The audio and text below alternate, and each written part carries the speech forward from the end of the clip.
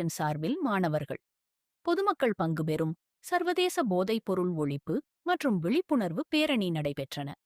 பள்ளிக்கல்வித்துறை சார்பில் போதை ஒழிப்பு விழிப்புணர்வு பேரணி திண்டுக்கல் மாவட்டம்.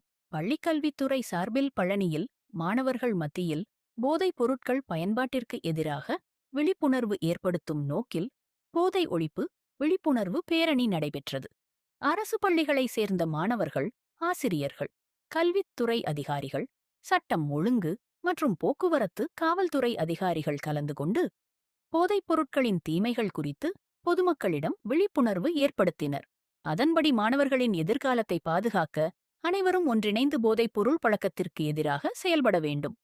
போதைப் பொருளுக்கு நோ சொல்லுவோம், போதையை ஒழிப்போம் உள்ளிட்ட விழிப்புணர்வு வாசகங்கள் அடங்கிய பதாகைகள் ஏந்தப்பட்டன.